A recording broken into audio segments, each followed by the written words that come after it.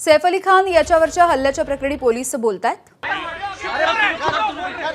अभी कल रात में एक्टर सैफ अली खान इनके साथ जो इंसिडेंस हुआ है उसमें एक एक्यूज एक्टर के घर पे गया था, ऐसा इन्वेस्टिगेशन में पता चला है।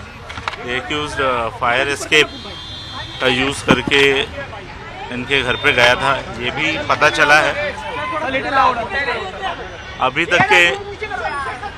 तक के इन्वेस्टिगेशन में ये एक चोरी का अटेम्प्ट था, ऐसा हमारे इन्वेस्टिगेशन में निष्पन्न हुआ है। एक्यूज़ को जल्दी अरेस्ट करने की कोशिश हमारी चल रही है और एक बार एक्यूज़ अरेस्ट हो जाता है तो उसके बाद आगे के डिटेल्स ये हम आपसे डिस्क्लोज कर पाएंगे। इसके पहले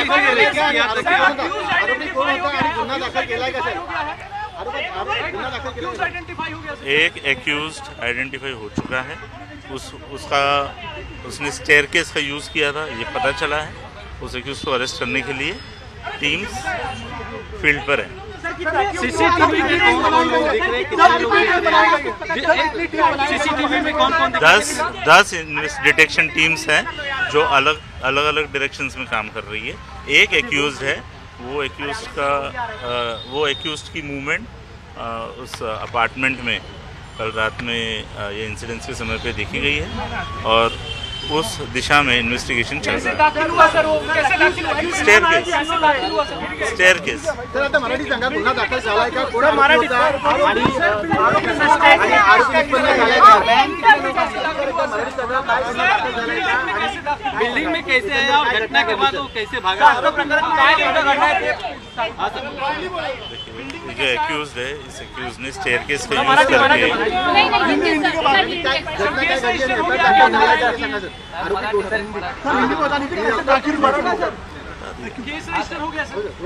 ऑफेंस रजिस्टर हो चुका है बँड्रा पोलीस स्टेशन में। मराठीत बोलतो आता। काल रात्री अभिनेता सैफ अली खान यांच्या घरी जी घटना घडलेली आहे त्या अनुषंगाने एक आरोपी याने शिड्यांचा वापर करून बिल्डिंगमध्ये एंट्री करून शिड्यांचा वापर करून अभिनेता सैफ अली खान यांच्या घरी एंट्री केलेल्याचं निष्पन्न झालेलं आहे। तो एक्यूज्ड चे डिटेल्स आम्हाला प्राप्त झालेले आहेत। त्या आरोपीला अटक करण्यासाठी 10 डिटेक्शनच्या टीम्स विविध ठिकाणी काम करत आहेत।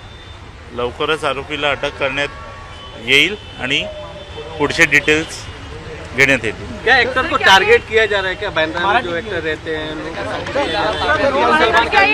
प्रायमरी या आत्ताच्या तपासामध्ये असं निष्पन्न होत आहे की हा जो आरोपी आहे याने चोरीच्या उद्देशाने अभिनेता सैफ अली खान यांच्या घरी प्रवेश केलेला आहे आणि आरोपी अटक होताच पुढचे डिटेल्स डिस्क्लोज करता येतील। तो आठवडाभर पूर्वी तो कुठे सीसीटीव्ही फुटेजमध्ये आढळला आहे का?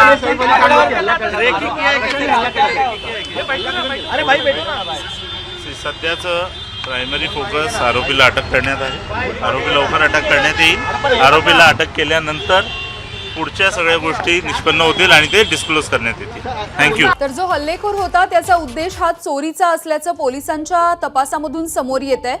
मिळालेल्या माहितीच्या आधारावरती सध्या संशयितांची अधिकची माहिती घेतली जाते, अधिक काही डिटेल्स जमा केले जात आहेत। आतापर्यंतच्या तपासामधून जी माहिती सध्या पोलिसांच्या हाती आली आहे त्यावरून आता हल्लेखोराला लवकरच अटक केली जाईल। सध्या 10 पथकं पोलिसांची तैनात आहेत। एबीपी माझा, उघडा डोळे बघा नीट।